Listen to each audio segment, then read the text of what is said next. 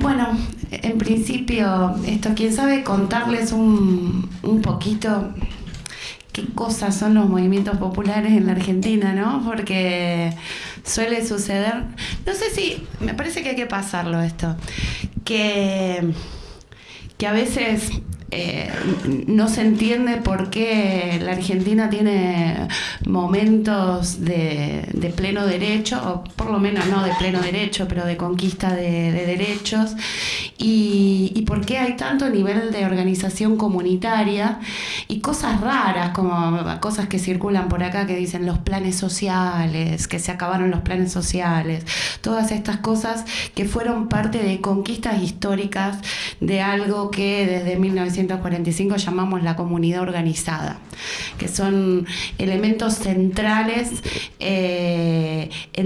no solamente en la disputa por el poder, sino en la construcción de poder popular y en la construcción de derechos.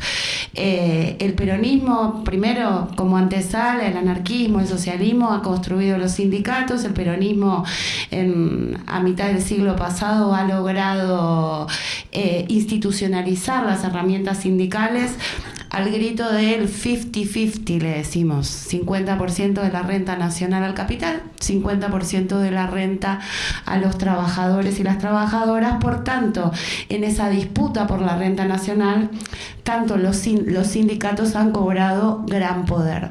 Todo esto conforma una Argentina industrial, con una herramienta, una estructura sanitaria y educativa muy potente, con un estado de bienestar que quién sabe es único en América Latina, y da paso para que nuevas conquistas se instalen, pero también da paso para las más cruentas represiones, como 30.000 desaparecidos y desaparecidas en la Argentina en la última dictadura militar, como un 30% de desocupación durante la década del 90, cerrando y privatizando cada una de las empresas estatales y cerrando gran cantidad de industrias, y cada ciclo hay momentos donde el capitalismo se instala con un estado de bienestar, donde se pueden conquistar algunos derechos y donde las organizaciones disputan y avanzan en relación a esos derechos, y hay otros momentos donde claramente tenemos que construir espacios de resistencia. En ese marco, durante la década del 90, esto lo hago muy cortito para que se entienda, porque quién sabe, es difícil entender barrios de pie, la UTEP, etcétera, ¿no? Igual prendamos, no hace falta, esto después se comparte, no pasa nada. Durante la década del 90, en el proceso, post-dictadura, la dictadura vino a montar el neoliberalismo en la Argentina. Durante la década del 90 se instala el neoliberalismo, y a partir de ese momento, una lucha muy fuerte de los trabajadores y las trabajadoras que habían quedado a la vera de la ruta, al calor del fuego, exigiendo la reincorporación a sus trabajos. Los sindicatos no respondieron a este gran llamado. Estamos hablando de niveles de desocupación y de precarización laboral altísimos, en medio de el 1 a 1, $1 era $1, por tanto beneficiaba para algunos pocos argentinos en los viajes, en las compras. Estábamos dispersos, yo no, dispersos por Miami y esos lugares comprándose, y había un acceso al crédito que permitía cierto nivel de estabilidad, y ciertos sectores estaban bastante conformes con el neoliberalismo, pero a su paso, tierra arrasada, iban avanzando sobre el proceso industrializador que había costado alrededor de 30 años o más, 40 años montarlo. Nos llamamos piqueteros, aquellos que cortábamos la ruta a fines de la década del 90 y veníamos organizándonos porque las barriadas populares carecían de los derechos elementales, el derecho al agua, el derecho a tener una vivienda, el derecho a una vivienda digna, el derecho a una cloaca, el derecho a la luz, el derecho a tener gas, el derecho a la alimentación, el derecho a la salud. Y el educativo, obviamente. Todo esto iba sucediendo a fines de los 90 y el movimiento piquetero se transformó en espacios de organización de los trabajadores y las trabajadoras desocupados y desocupadas. Nos decíamos así, teníamos varias organizaciones y en 2001 con la Gran Pueblada o el Argentinazo, hablaban de piquete y cacerola, la lucha es una sola. Los piqueteros y las piqueteras éramos aquellos compañeros y compañeras que jamás habíamos podido acceder al trabajo o que habíamos sido despedidos. Y hay algo del feminismo popular maravilloso en esta historia, que es que en tiempos de crisis el varón se quedó llorando en la casa y se deprimió. Y la compañera, la mujer, comenzó a organizar fuertemente la comunidad y a cubrir todos esos baches, todas esas ausencias y también a tapar muchas de esas crueldades que se estaban llevando adelante en ese momento, construyendo organización popular.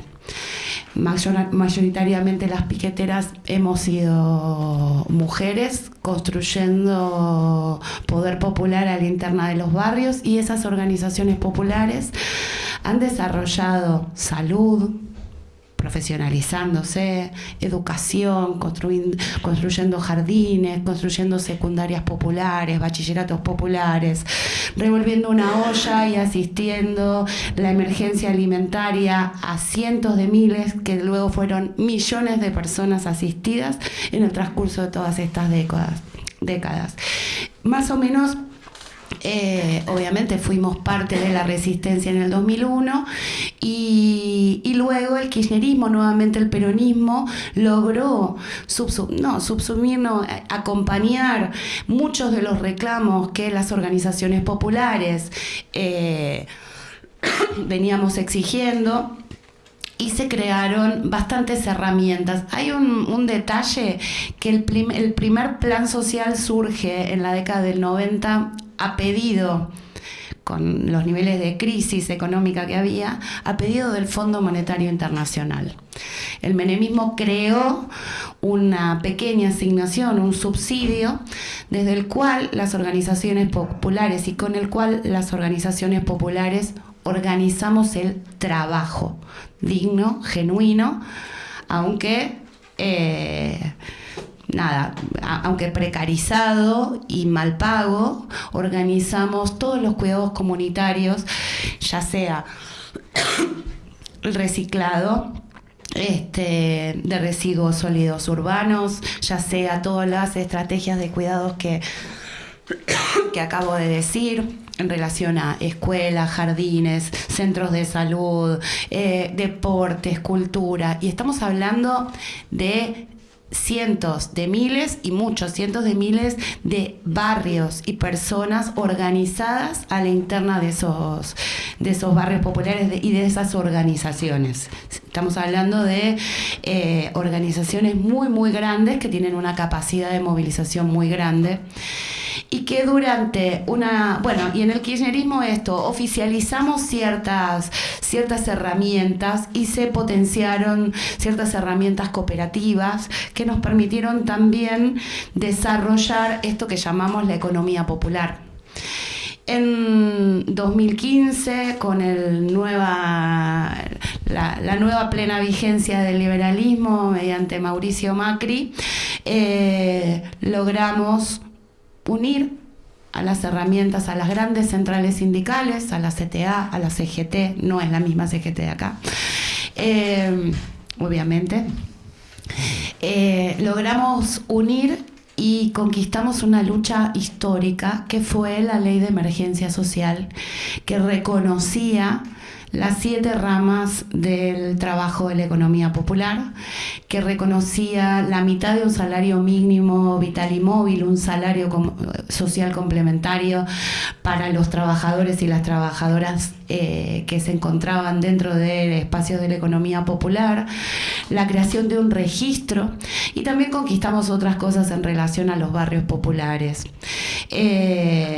Macri perdió, y la verdad que el gobierno que siguió no pudo hacer todo tan rápido y eficiente, los ajustes que el ultraliberalismo necesitaba, y fue construyendo desde ese momento, sobre todo, un proceso de estigmatización y de persecución política hacia las organizaciones populares, incluso muchas veces de fuego amigo, ¿no?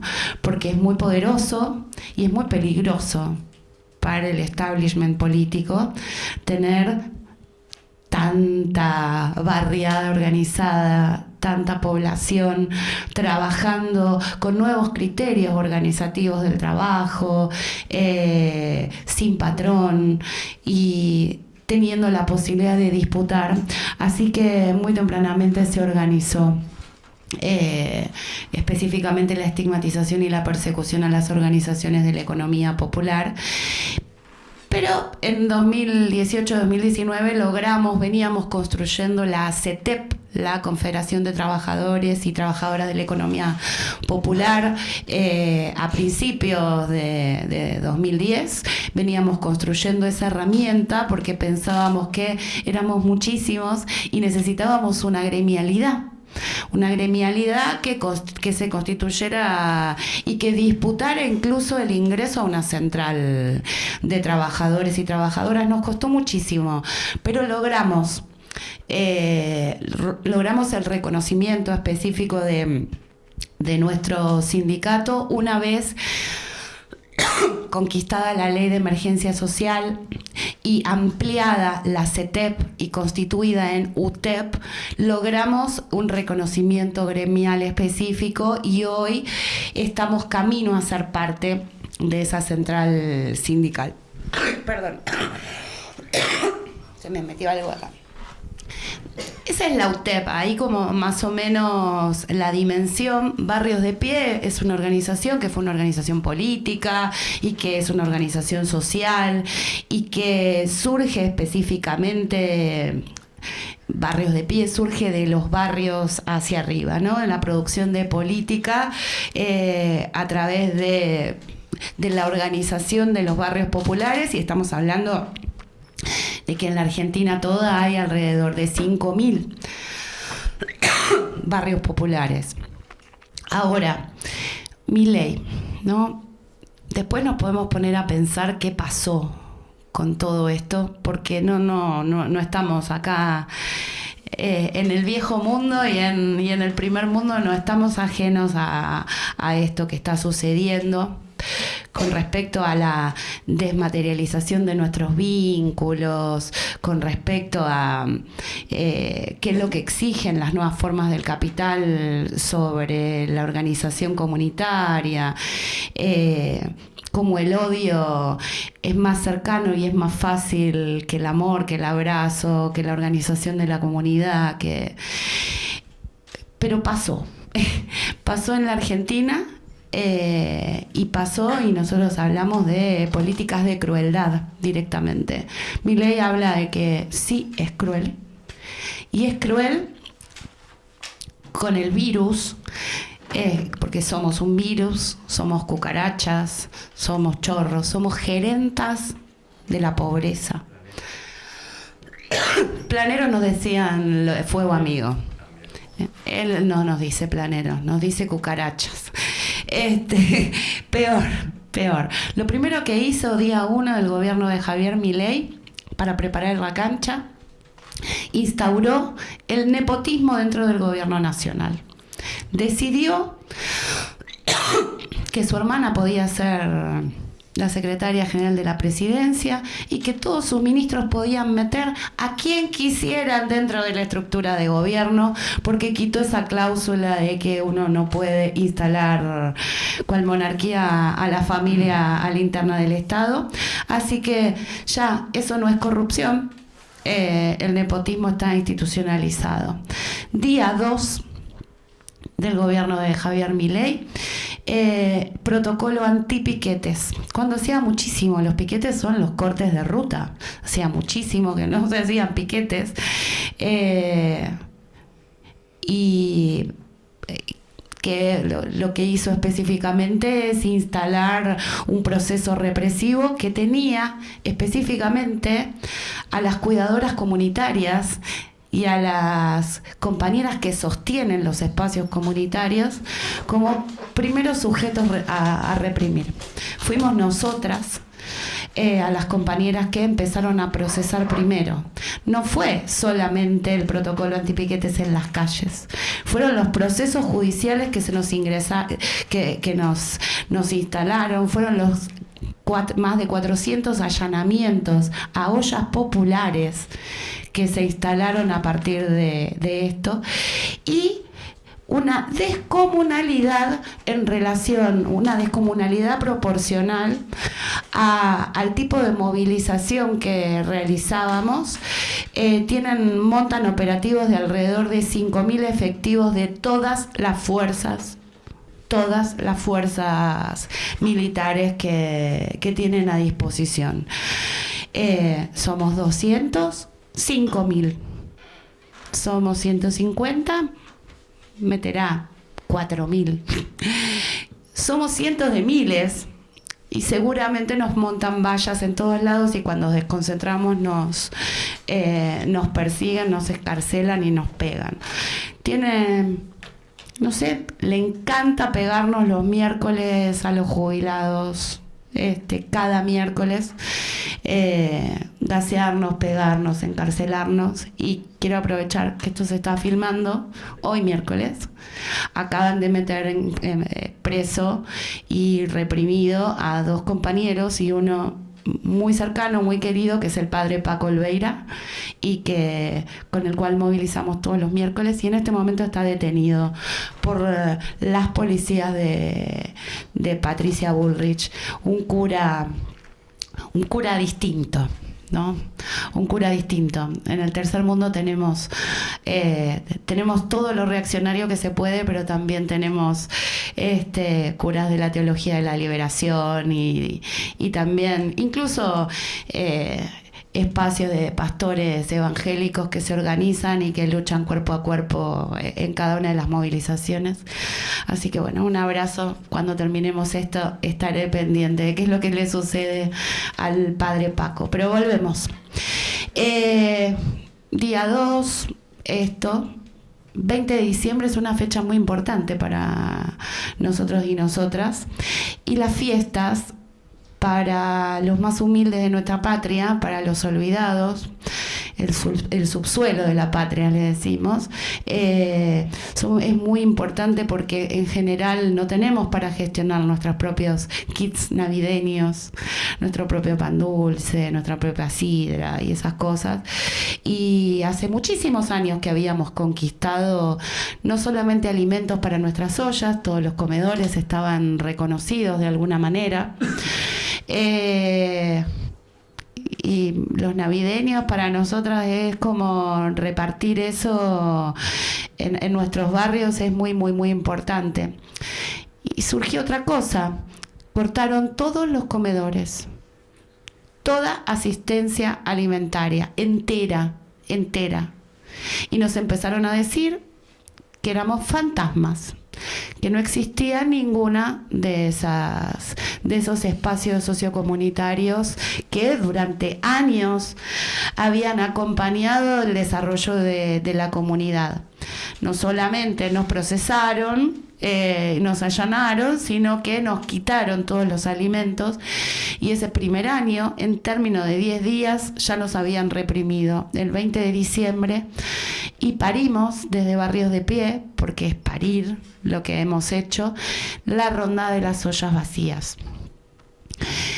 porque hay una cosa que también, como para cruzar con nuestra militancia desde el feminismo popular, es que, vuelvo a lo mismo, cuando la crisis aprieta, se duplican, se triplican los cuidados y se triplica el pluriempleo. Otra de las medidas centrales, disculpen si mezclo, pero otra de las medidas centrales es que eso que nosotros habíamos conquistado, que es el salario social complementario y con el cual habíamos organizado la economía popular y desde el cual nosotras podíamos construir herramientas sanitarias, podíamos construir el reciclado en los barrios y fuera de los barrios, podíamos producir nuestras propias, la agricultura familiar campesina e indígena, podíamos producir en lo textil, en cualquier tipo de manufactura, que son parte de las ramas que tiene la economía popular, se vieron absolutamente paralizadas y nosotras no sabemos paralizarnos. Por tanto, lo que hacemos es duplicar los niveles de compromiso y de tiempo dedicado a la construcción de la comunidad. Entonces, para sostener esas ollas tenemos que trabajar para comprar esos alimentos y además tenemos que trabajar realizando esos alimentos y repartiendo esos alimentos, y también tenemos que trabajar para sostener a nuestra familia, porque la crueldad nos quitó el único acceso al salario que teníamos, y tenemos varios trabajos en relación a eso, y cuando llegamos a casa tenemos que trabajar porque somos sujetas de cuidado de nuestras familias. Así que esa es la vida que nos plantea el ultraliberalismo para los más humildes, y no tanto los más humildes, porque los sectores medios están corriendo la misma suerte. En medio de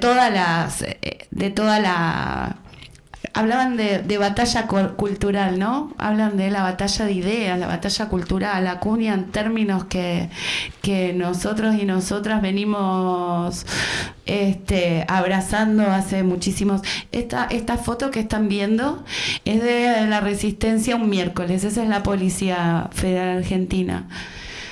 Hay que ver, hay que llorar junto a nuestros jubilados y jubiladas que nos dicen que qué más pueden hacer que defender una patria más libre, justa y soberana, y es a partir de la disputa por su salario.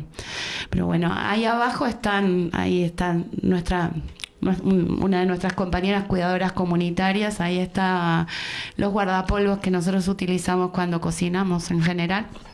Así que bueno, eso. Acompasando todas las políticas de crueldad, se urdió y se acordó la entrega deliberada del país a los grandes capitales. Se sancionó una reforma de leyes en relación a un régimen de excepción de impuestos a las inversiones extranjeras. Por tanto, uno puede venir a la Argentina, invertir muy poquito, no contratar a ningún argentino, llevarse la riqueza de nuestro país, porque no estamos hablando de industria, estamos hablando de saqueo de nuestros bienes comunes, y estamos hablando pero incluso granjas de bots llevan una cantidad de agua que es un recurso finito, pero que es muy abundante en la Argentina, y se dio paso libre al saqueo, al despojo de tierras. Se comenzó nuevamente con la represión a nuestros pueblos originarios y a la relocalización, o en realidad sin relocalización, al traslado de esos compañeros y a la represión de esos hermanos y hermanas, tanto del sur como del norte, de distintas naciones originarias. Se recortó todos y cada uno de los subsidios a la discapacidad, a las personas con discapacidad. No solo eso, sino que se dejaron de pagar y se hizo un ajuste tremendo en relación a los prestadores de los servicios para personas con discapacidad. Ahí nació otra lucha. Se recortaron todas las partidas presupuestarias del sistema sanitario. El sistema sanitario es muy grande y es muy vasto en la Argentina. Se recortaron cada uno de los presupuestos, haciendo galas portando una motosierra, ¿no? Y la gente de alguna manera acompañando un loco con una motosierra y llevándola adelante. Nunca nos imaginamos que iba a llevar adelante semejantes cosas. Una motosierra, la salud, empezó a discutirse incluso el presupuesto educativo a nivel universitario. Las escuelas no tenían alimentos. Nosotras no teníamos alimentos, pero no solo por eso, sino porque se habían guardado todas las partidas de alimentos compradas en el anterior gobierno y se les pudrieron en galpones. Y cuando hicimos un juicio y cuando hicimos un recurso judicial en relación a que habíamos encontrado esos alimentos en galpones, decidió dárselos a un médico que tiene una muy pequeña organización, un médico fascista, que tiene una muy pequeña organización antiderechos, que dice que el virus del SIDA traspasa la porcelana, por tanto, para no contagiarse hay que hacer abstinencia, ¿no? O parir. Digo, la dimensión eso, millones de kilos de alimentos entre que se pudrieron o se fueron a manos de esa organización fascista que habla de que la porcelana es permeable al virus del SIDA, ¿no? Como niveles de locura enorme. Pero todo esto, podemos hablar de números. Devaluación del 200%, 52.9% de pobreza, 20% de indigencia. Luego dicen, hay algo muy gracioso, que Milei dice que sacó a 12 millones de personas de la pobreza. ¿Y saben cómo la sacó? Cambiando la cuenta de cómo se calcula la pobreza. Cambiando la cuenta, contaron hasta un momento cuáles eran los valores de la pobreza y cambiaron en el camino, y por eso les da que tienen 12 millones menos, porque cambiaron la forma de contabilizarlo, la forma estadística, tan sencillo como eso.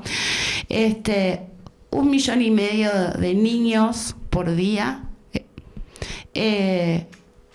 no tiene una comida, y más de 1 millón de niños se va a dormir sin comer.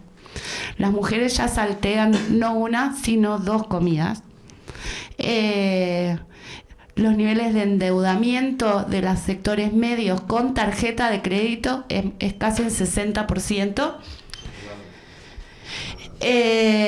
Y en los barrios populares el endeudamiento asciende al 74% solamente para comer. Solamente para comer. Y cuando se retira la organización comunitaria, ¿quién aparece? ¿Aparece un privado? Aparece el narco. Y el narco también tuvo su política de beneficios en el gobierno de Milei, que está haciendo ahora. Tuvo un blanqueo fenomenal de sus propios capitales, porque hablaban de que los argentinos tienen que blanquear los dólares que tienen debajo del colchón. Pero si uno tiene unos sectores medios que se endeudan en 60% y que la morosidad de las tarjetas de crédito es del 60%, evidentemente esos sectores medios ya no tienen más dólares, y los que tienen dólares son de ilícitos. Y el gobierno realmente dijo, a mí no me importa de dónde venga la plata. Yo lo que quiero es poder sostener un dólar relativamente barato para que supuestamente vengan inversiones. Ninguna inversión vino. Separó niveles inflacionarios que en realidad eran suposiciones. eran suposiciones, decían, va a haber un 20.000% de inflación. La gente corrió a votar a un nazi loco. No se puede decir nazi, así que me van a meter en cana. Así que voy a decir un discurso nazi. Pero salió a votar porque tenía la sensación de que la inflación lo iba a llevar por delante. Pero nada más fácil que controlar la inflación devaluando la moneda, y devaluar más de un 200% la moneda hace que todo suba de una vez y después se estabilice. Y con la inyección de dólares permanente, la economía financiera, solo la financiera, está relativamente estable. Solo la financiera, solo la moneda. Ahora, cerraron cientos de miles de kioscos, cerraron decenas de miles de empresas y de fábricas, y en este momento lo único pujante es la extracción lisa y llana de recursos minerales y energía de nuestro país. Litio, tierras raras, agua, gas, sin ningún tipo de infraestructura. Se paralizaron todas las obras públicas, dentro de los barrios populares y fuera de los barrios populares. Todas las obras públicas. No se hace 2 años una obra en una ruta y ya empiezan a haber accidentes. No se abre ninguna obra en un tren y empiezan a haber accidentes y ese tipo de cosas. ¿Por qué? Porque se habla de la motosierra y el ajuste. Ahora, nada, no venimos a dar malas noticias, todo esto que les cuento. Había algunas cosas que se ven por los medios, otras, las del entramado, la de la disputa cotidiana, la del dolor cotidiano y las respuestas cotidianas, no los transmite ningún medio de comunicación. Y de hecho, muchas veces otras organizaciones que están más cercanas a la política liberal incluso esconden, porque damos miedo, las organizaciones populares, por la capacidad que tenemos de transformación en el marco de lo cotidiano y de construcción de políticas públicas prefigurativas, ¿no? Que prefiguren un mundo mejor. Entonces da mucho miedo. Pero en ese mismo momento donde la señora Petovelo, que es la ministra de Capital Inhumano, porque se llama ministra de Capital Humano, escondía todos los alimentos, en ese mismo momento donde Bullrich nos había puesto el protocolo antipiquetes, en ese mismo momento que habían puesto a la hermana de Milei en el gobierno y nos estaban persiguiendo y nos decían gerentas de la pobreza, las compañeras del cuidado, miles de ellas, y fue en diciembre, en ese mismo diciembre de 2023, yo llegué de acá, de hecho, había estado la vez pasada. Lanzamos la ronda de las ollas vacías inspiradas en las madres de Plaza de Mayo, circulando con nuestras ollas vacías, exigiendo en todo sitio que esas ollas tenían que ser llenadas de nuestra dignidad, pero de sus alimentos, los alimentos que tenían guardados, ¿no? Pero esto es importante, nuestra dignidad. Pues nuestras ollas no se llenan de la dignidad que nos dan, sino la dignidad que portamos y sus alimentos, que son obligatoriamente, que son un derecho, y que construyen una riqueza que no está mensurada dentro de nuestro país. La ronda de las ollas vacías la hicimos incluso en el hotel donde paraba Javier Milei, en acuerdo con el sionismo argentino, ¿no? La hicimos en ese mismo lugar, la hicimos en el Ministerio de Capital Humano, la hicimos en el Puente de la Mujer en Puerto Madero, la hicimos en la Quinta de Olivos y la seguimos haciendo, porque es un símbolo. Y si ustedes buscan las fotos de las movilizaciones, tanto de los jubilados como de discapacidad, con personas con discapacidad, del Garraham, nuestros delantales, nuestros pañuelos están en cada uno de estos lugares. Nos dimos cuenta de algo súper doloroso, es que estábamos padeciendo una crisis, como una pandemia, una nueva epidemia pero en este caso de características vinculadas con la salud mental. ¿Qué es lo que pasa cuando a un barrio se le pone tan cercano el odio? Se le dice que esa persona que aloja a tu hijo, que le da la merienda, que le da el apoyo escolar, que abre su casa incómodamente para alojar la comunidad, es la gerenta de la pobreza y tiene obligación de darle esa comida, y a la vez le sacás esa comida a la señora. ¿Qué es lo que sucede?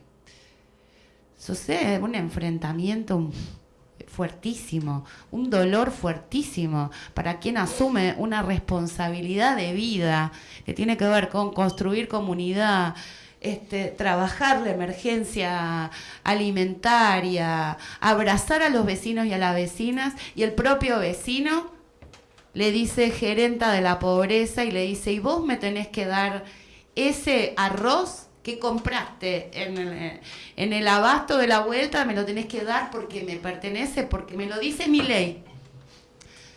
Y por otro lado, cuando avanza el narco, nosotros hemos creado herramientas de abordaje en consumos comunitarios en todo el país, muy grandes, muy profesionales, con una disputa, otro recorte más de mi ley. Todo lo comunitario, recortarlo, ¿no? Pero ¿qué pasa cuando el consumo, o sea, no solamente es el consumo, sino el narco, y quien da el trabajo y quien ordena la comunidad en relación al trabajo es el narco? ¿Y qué pasa cuando ese narco es el mismo prestamista, porque es el que tiene capital, para comprar el alimento que necesitamos? Y cuando no nos queda otra forma de subsistencia que ser parte de muchos de ellos, de esa red, y que para colmo nuestros jóvenes utilizan el celular incluso como una herramienta de subsistencia, pensando que con un casino virtual y con un juego de apuestas van a poder acompañar a su familia y nos tapan las deudas. Hay una crisis profunda, muy muy fuerte, que esto no es ajeno a lo que nos puede pasar, lo que puede pasar en todo territorio, no es ajeno. Bueno, y las cuidadoras comunitarias tenemos un sentido de responsabilidad histórico. Y la verdad que logramos armar la escuela de cuidados comunitarios, en principio para sostener, acompañar y abrazarnos entre compañeras y reconocernos sabiendo los oficios del cuidado comunitario, que otras personas nos vean, nos reconozcan, para validar nuestros saberes, para aprender más.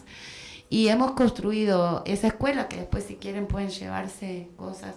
Hemos construido esa escuela de cuidados comunitarios, que no es una escuela de por sí. Le llamamos escuela como una forma de agruparnos y trascender. Otra de las luchas muy potentes que hicimos, que fue, un día fuimos nuevamente a Capital Inhumano a reclamarle nuestros alimentos a Sandra Petovelo, y estábamos en medio de una represión muy fea, o casi a punto de que nos repriman, y bajó la ministra y discutió con uno de nuestros compañeros y le dijo: ustedes no tienen hambre, yo quiero que vengan con su DNI, con su documento. Bueno, eso fue un compañero nuestro, yo estaba ahí nomasito. Se vengan de a uno, los que tienen hambre de verdad van a hacer una fila. Bueno, volvimos a la semana que le siguió con 30 cuadras de la fila del hambre. 30 cuadras de la fila de hambre. Lo hicimos varias veces. La verdad que la crueldad no tiene ningún tipo, parece nada, una ridiculez lo que voy a decir, pero no tiene empatía. No hay forma de torcerle el brazo en tanto conseguir conquistar alguna de las cosas que hemos perdido. No sucede. Pero sí se van ablandando los miedos, pero sí vamos recuperando a aquellos compañeros y compañeras que la motosierra se había llevado por una cuestión de adulación, de cambiarlo todo. No quiero que sea todo así. También vamos recuperando a nuestros jóvenes, porque claramente el voto Milei es un voto juvenil y masculino, ¿no? Es juvenil y masculino. Yo creo que es esto, que las formas de resistencia que estamos pensando, que nos estamos dando, tienen que ver con recuperar otras formas de militancia, pero recuperarlas desde pensar una nueva construcción de una subjetividad. Por ejemplo, hoy desde Barrios de Pie estamos generando jornadas de trabajo voluntario donde la salud mental es un eje y donde la construcción y la construcción de una herramienta de promotores y promotoras comunitarias en salud mental sea un espacio de disputa. Porque no es que las cabezas están en disputa, nuestras vidas, nuestras subjetividades están en disputa en este momento.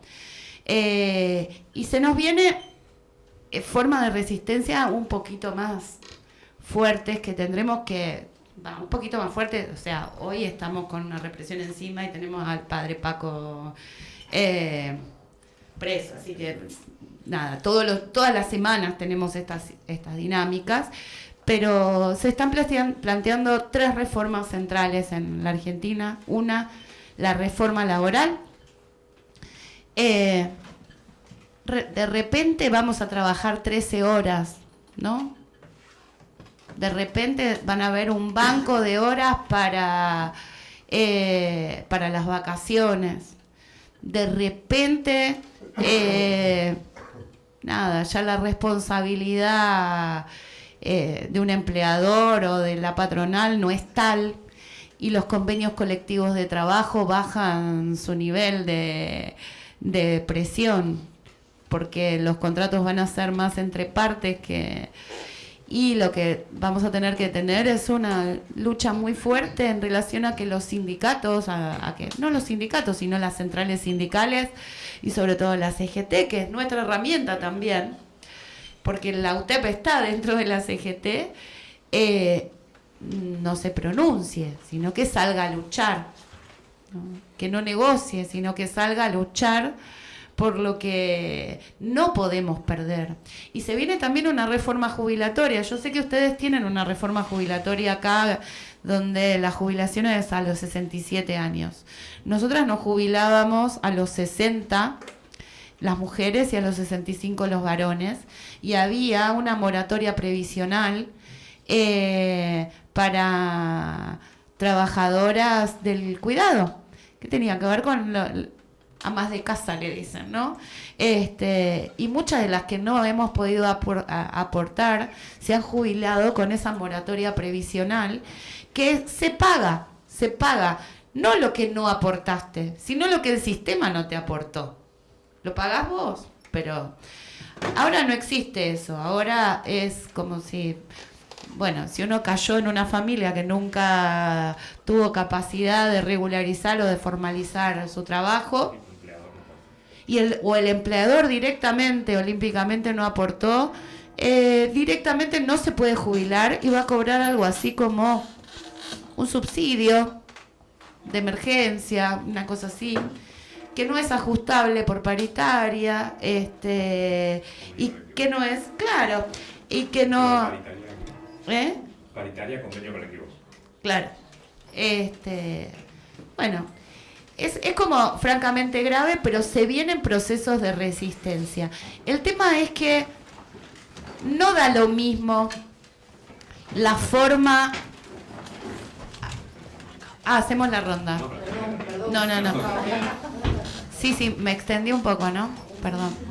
Vale, pero no. Las tres grandes... Bueno, las tres grandes reformas. La reforma previsional, la reforma laboral y la reforma impositiva. Obviamente. Y tenemos una novedad. Nos ama Trump. Porque además, Lamelas, y Besant tienen amigos, pero muy cercanos, muy íntimos, que invierten y se llevan dólar barato y después lo venden caro. O sea, en realidad se llevan el peso, venden dólares, una cosa así. La bicicleta financiera. Claro. El país se convirtió en una gran bicicleta financiera, en un gran, donde especulación ya no es una mala palabra. Especulación es algo habilitado y de hecho es un don. ¿Desde cuándo, dicen los periodistas afines al régimen ultraliberal, desde cuándo la especulación es mala? Bueno, si no nos dejan hablar con él, por lo menos fíjate especulación en la Real Academia Española. No, ya no. Otra de las cosas, no se puede hablar en no binario. Hay juicios a docentes por ESI, por educación sexual integral, por tendenciosos ideológicamente. No se puede hablar de la dictadura. No, es más grave de lo que les conté, pero quiero darles una hora de esperanza. Es bastante más grave. Realmente las persecuciones ideológicas están por todos lados. Pero bueno, se vienen 3 reformas y el pueblo argentino tiene que estar y tiene una responsabilidad histórica, incluso para con otros países. Porque en la medida que el ultraliberalismo, el liberalismo fascista, el que habla de la libertad de solamente los que especulan, ¿no? Solamente el que especula tiene libertad. Donde se habla del odio al otro. En este momento hay bandas de libertarios, se dicen libertarios, pegándole a gente en situación de calle. Nosotros hicimos un censo, y esa es otra forma de organizarse. Hicimos un censo en la ciudad de Buenos Aires de personas en situación de calle. Y la verdad que se duplicaron en términos de 2 años. Se duplicaron. Por una nota de color. Sí. Uno de los principales ideólogos de la ultraderecha en Argentina, que se llama Agustín Laje, el que está, tiene un think tank y es el que está con el tema de la batalla cultural. Ese tipo estudió en la Universidad de Navarra. Ah, mira. Sí, no sabía eso. Pero bueno, el tema es que estas luchas que son enormes nos proponen un desafío histórico que tiene que ver específicamente con que lo que pase en Argentina no es que somos un lugar central, sino que es un lugar desde donde mirar la resistencia y donde mirar, por otro lado, el avance de las derechas. En la medida que tenga éxito la ultraderecha en la Argentina, va a haber algo así, un efecto dominó de esto, y en la medida que el pueblo no grite en relación a la pérdida sustancial de vida que hemos tenido, de vida, de dignidad, de construcción comunitaria, evidentemente también va a suceder lo mismo en otros pueblos. Así que repensarnos, enfrentarnos a todas las trabas que tienen que ver con años de institucionalización de las políticas comunitarias y de anquilosamiento de las estructuras partidarias, de la socialdemocracia o del progresismo, trabar 1501 acuerdos entre todas las fuerzas políticas para generar esto y sobre todo,